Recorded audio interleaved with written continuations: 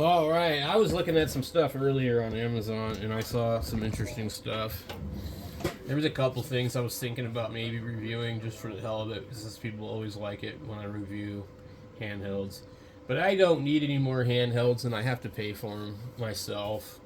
So that's why I don't usually review handhelds anymore when they come out with new ones. There is a ton of them. Here's another one. The GT5R, well, it looks very much like all these other ones. You have these extremely overpriced ones. You have these 10-watt ones with a $4 coupon. And the 5RM, it looks okay. Let's click on it and see what it looks like.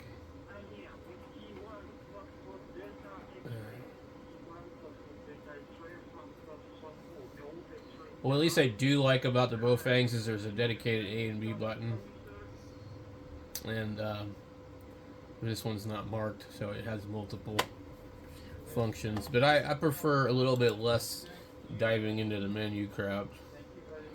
I'd really rather test out some radios like these, but I'm not going to spend $124. I have seen what the TYT radios look like the one that looks like a Yaesu. Boy, they feel like a cheap piece of crap.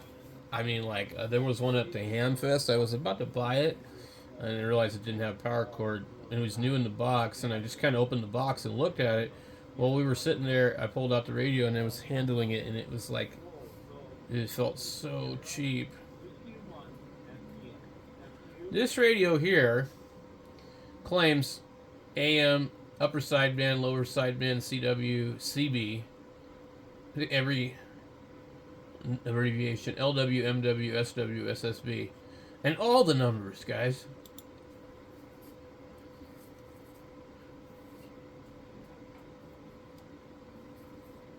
And it looks like the display off of the Baofeng TP8 Plus, like absolutely to the T. Interesting how it does say FM down the bottom. It's got this other weird antenna in the middle.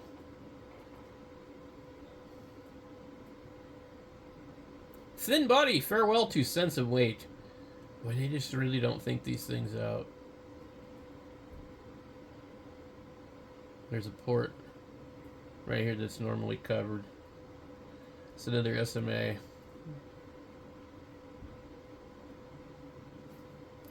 Metal material, dustproof, crush resistant.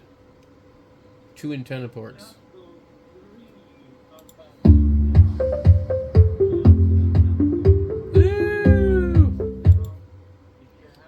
Look at this thing.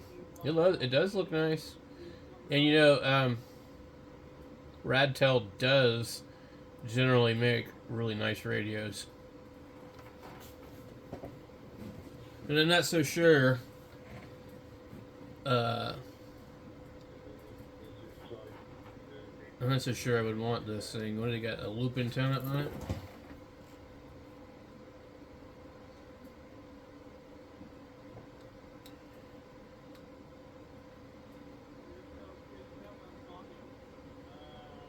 So, does it really do upper sideband and lower sideband? I mean, obviously it won't transmit, but this is just an absolute different video altogether. There's going to be a queue of these radios, I guess.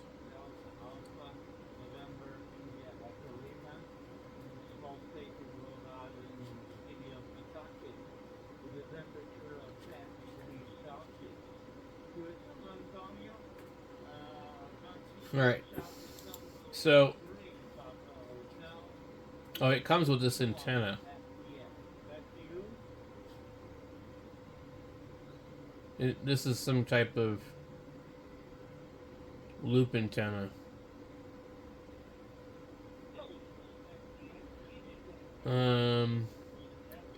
So it says it goes down to 4 megahertz.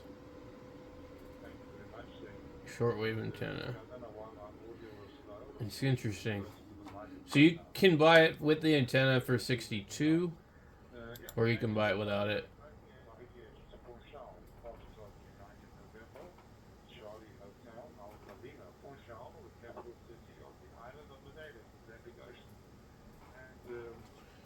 Oh, yeah, 49. Is there any reviews on this thing?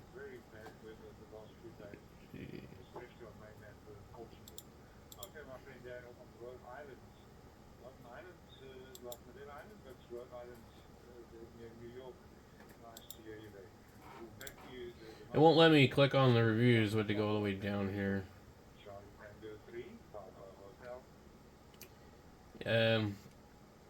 Interesting display.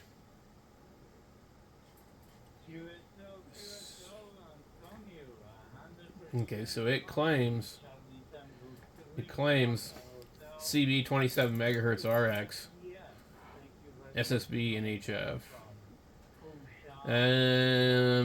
Shortwave 2.3 to 30. Medium wave. Long wave. And it claims it'll TXRX on 2 meters, 440, and that's it. 18 to 520 RX, AM or FM.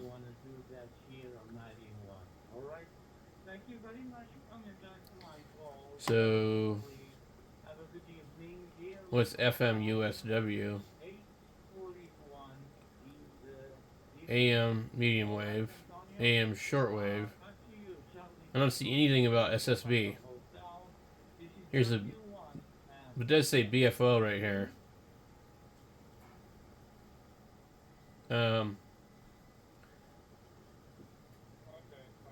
Interesting display, 3 kilohertz. Blah, blah, blah.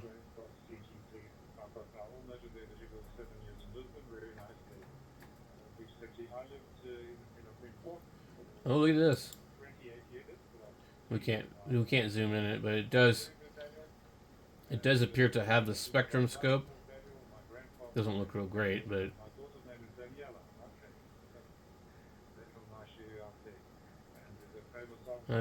so far it's been great and easy to use and program. Impressive little HT. The receiver on this radio is great across all the bands. Great audio for the price. Cool little radio, but it'll take a while to learn how to use. The manual is mediocre at best. Be sure to order a programming cable because it doesn't come with one. Programming software and firmware are available at the factory website. I would advise you save the factory configuration before making any changes, because it isn't available on the website and the firmware will not restore it. HF reception is pretty good. Much better than I thought it would be. A good value for the price, says John Casey. And that was March 7th, 2025.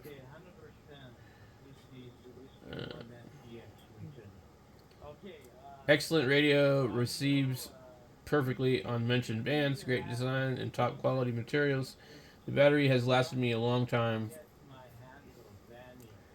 A good radio that receives HF bands as well, at least 20 and 40 meter from my location. Software and firmware updates work well, though you have to purchase a programming cable from them. This person said, premature release of a not ready for prime time. I wanted to love this radio, but too many loose ends and issues that need to be addressed. First, the programming software is a nightmare with no instructions for use. Secondly, strange firmware that was based on a DMR radio. Again, no explanation or instructions. Difficulty in the use of its functions and options in the manual that are non-existent, i.e. GPS. No clear instructions on how to use the HF functionality or noise reduction. No airband functionality. I'm hoping for the inclusion of chirp programming. However, this thing will get better with time and some firmware updates.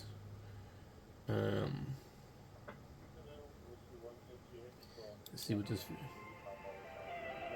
No, it's just music. Why would I want to see just music?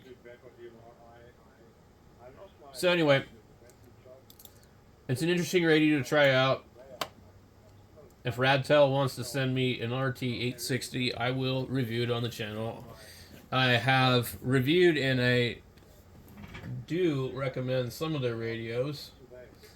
And they did send me a radio for free only because of the problems I was having with another radio. I reached out to them before to send me radios to review, but they won't do it.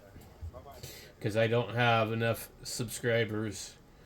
I guess. I don't know. I like these radios here. I'd like to review one of these, but I also heard good things about this radio, but I'm not going to buy it for $218. I've also heard good things about this radio, and this one's been out for a long time.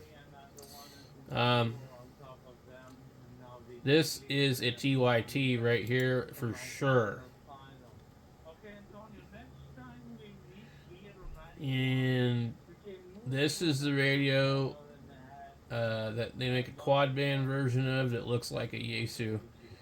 These feel really cheap. Maybe not this one, but the other one does. These are really neat. But again, like, okay, first of all, two mistakes. One, the price is too high for a 25 watt radio. The other mistake is it should be a 50 watt radio. Nobody wants a 25 watt mobile radio. I'm not using repeaters, so I need a high power radio. But if you look at how small this thing is, I guess we can forgive it. It's not the one I thought it was. There's one that looks like this that's full size. Anyway, actually it says 18 watts on UHF and 20 on VHF, so I just think it should be a little bit cheaper. And then this thing here, I have no idea what the hell they were thinking for $129. I mean, I don't really care what it does. They named it something really stupid, Ham Geek. That's stupid, man. You might as well have called it the Jerk Off Radio, the Willy Wanker Radio. Apparently, there's another version of this radio.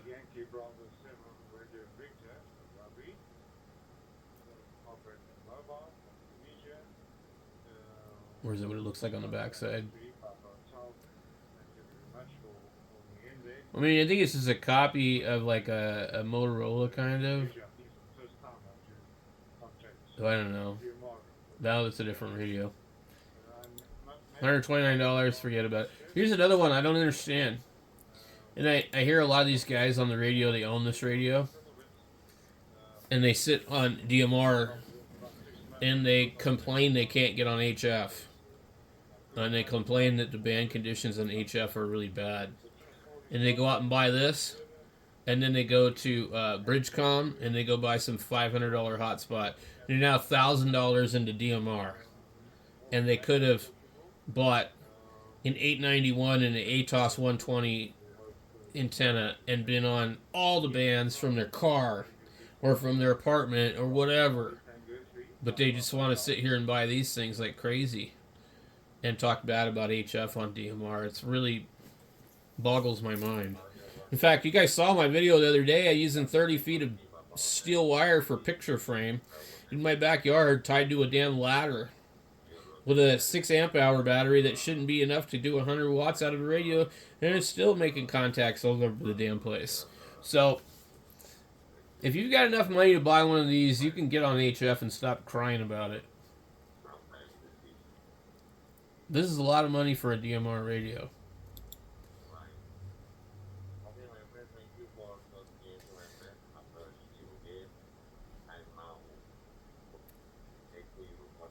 I don't know why anybody would spend that kind of money on a DMR radio. Look at this one. This is a new Radtel. I haven't seen this one.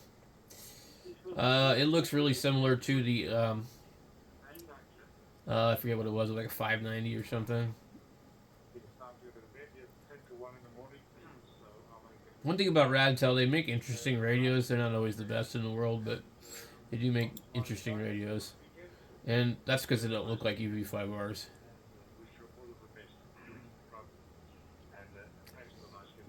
This does not have single sideband. Why would you pay $69 for a radio that doesn't do sideband?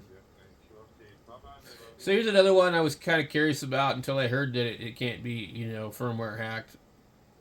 Here's another radio that's actually very small, a QYT.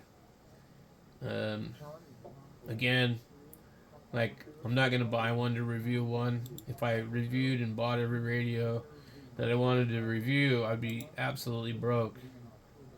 Here's another new radio. As far as I know, it's new. It's a newer, a BFA 58. It says though it's a UV9R. And I believe it's the waterproof one with the battery on the back, which makes it not waterproof. Try power, waterproof. Is IP67 actually waterproof? I don't think it is. I think it's just water resistant. And of course, we have to put the stupid flashlight in here. We could have put something more useful.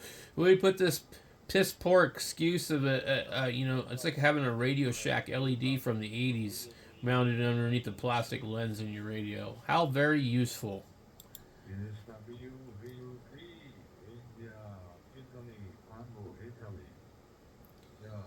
Here's another radio. This one, you see it all over the place. It'll be $69. It'll be $20. And they really do feel like a toy. And I mean, like, they feel really cheap. Like, they make the UV5R feel like a robust radio. There's another interesting radio. We have a Elenco looking radio. An ETD168UV. I don't know who makes this, but it definitely looks like the Elenco DJ something or other radio.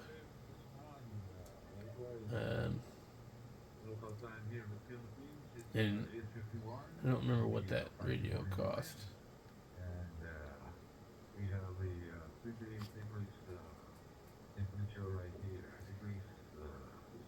There is no brand.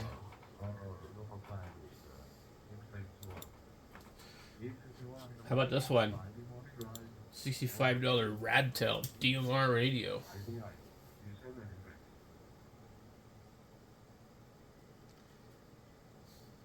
There's so many radios out, guys. You would go broke trying to check them all, man. You really would.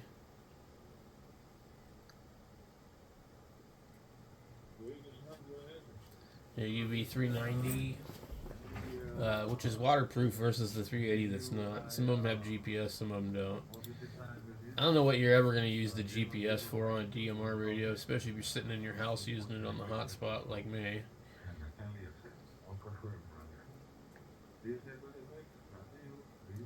Here's a plain Jane Yaesu. Okay. So here's the radio that I was looking at, buying, the TYT. And I picked it up and I said, my God, what the hell? Is this entire thing made out of plastic? I mean, like, it is super cheap. Super cheap. I'm pretty sure it was the 9800. And they're going to let me have it for $80, and it was missing the power cord. The club was selling it down there in Tucson. And I just wanted to buy something to put in the car because I wasn't driving the truck. I was going to buy this and an antenna and put it on the damn roof. Well, they didn't have the power cord. And so I was like, well, it's not worth it. Because $80, I would have bought it. And, you know, it's to Tucson. It's a pretty long drive from where I'm up here up north.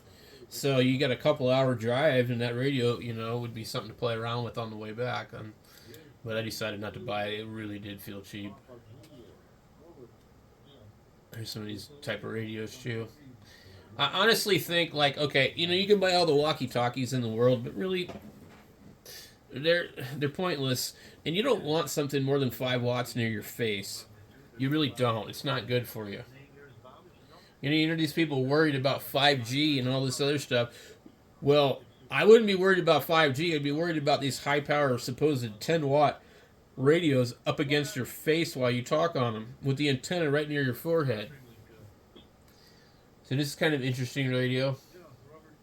So you're better off to have a high-power mobile where the antenna is not near your body, because you're exposing yourself to RF. And people already have enough problems without RF damage to their brains. Here's another radio that's quite expensive, in my opinion, for a walkie-talkie. The GD88.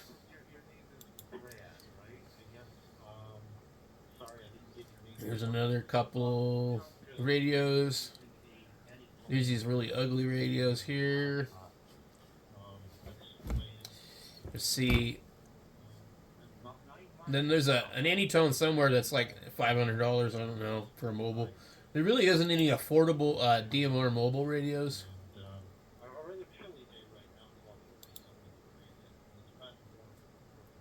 It's possible maybe this was the radio I was looking at the Hamfest, but I'm pretty sure it was a quad core. Or quad band. One of these particular radios, it was either this one or the other one, and I mean, it was not like the Yaesu, even though it appeared to be like the Yaesu. And I had always thought they were the same until I had a chance to see both of them.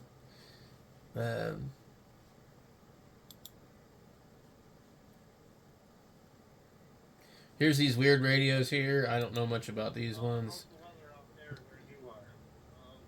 It just looks like the same screen in a different body. I mean, like, Bofang is, like, notorious for doing all that. This is probably a really small radio, too. Let's see. And I think this one is water resistant. IP67, if that's waterproof, I don't think so. But apparently this thing's supposed to be quite small. The TH8600 IP67 waterproof mobile radio. Let's check what's including the radio. Yeah, it's a little larger, but still very, very small. And microphone. Anyway, yeah. I think also with 10 meters starting to really wake up, I think the export radios are kind of worth looking at too. We have this one here. You get a 2-pack. Not a 2-pack, but a 2-pack. The Max Talker. Again, it's 8 watts. You really don't want that near your face.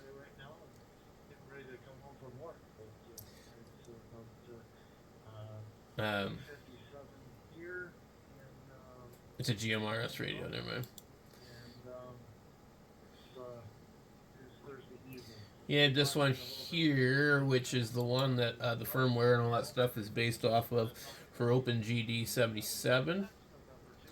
And this is the Raid Oddity version of it. And there's a TYT version of it. $239.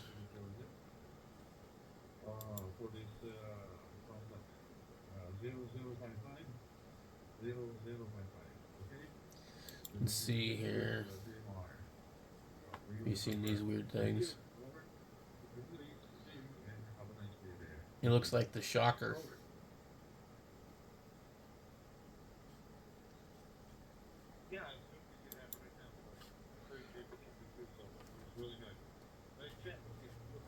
Duplexer. Hey, look, it's another Shocker.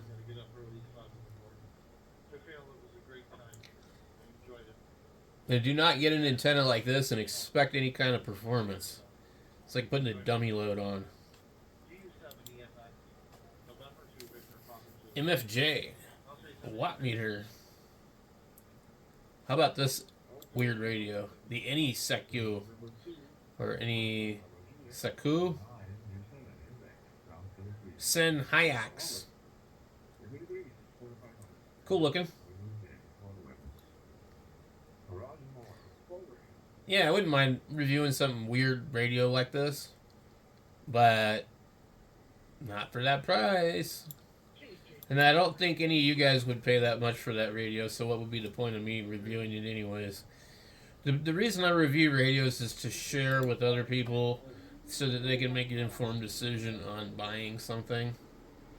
And I really like to stick to a common format like Amazon, where everybody has easy access to it. I don't want to be like, well, you should buy this really good deal on this R&L Electronics or whatever. Now, I love R&L Electronics, but I'm using them as an example. They don't have easy delivery and fast shipping like Amazon does. And sometimes they have some really good deals, but other times they don't. And some things they don't ship. So, at any rate, there is a lot of stuff on Amazon that you could spend your entire life trying to check out. So that's why I point that out.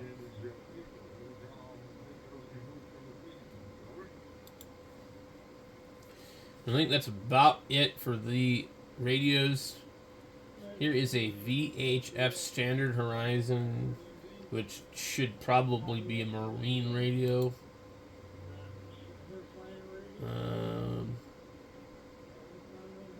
But maybe not. AM? Yeah, because it's the channels right here. The marine radio.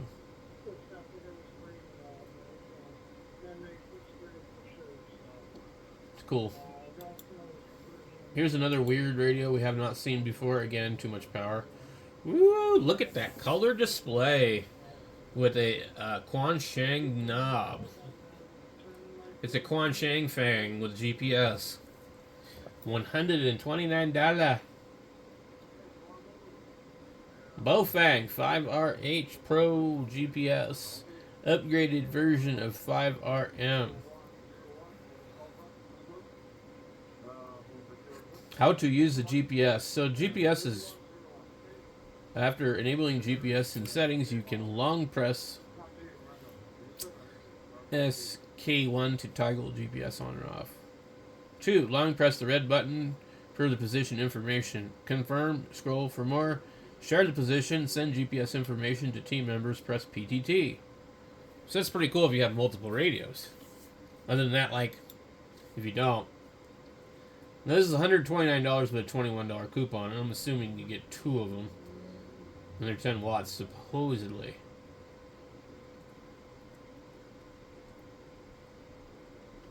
Look, that's kind of cool, This is a Yaesu aviation radio.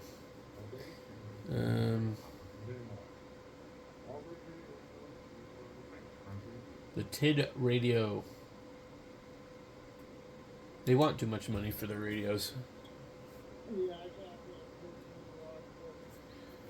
These were all known to have problems. I don't know if they fixed it or not. I wouldn't recommend it. I know some people love them, but some people love a lot of things.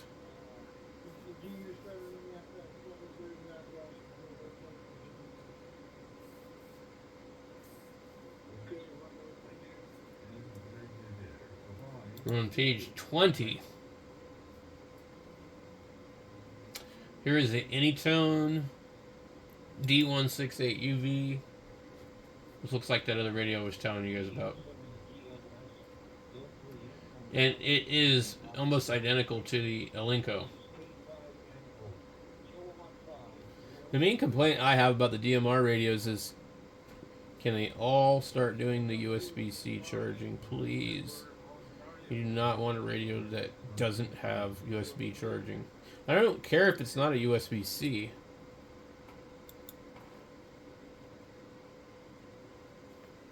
So that's a cool one. I would love to check that one out. And that is it for the radio check on Amazon.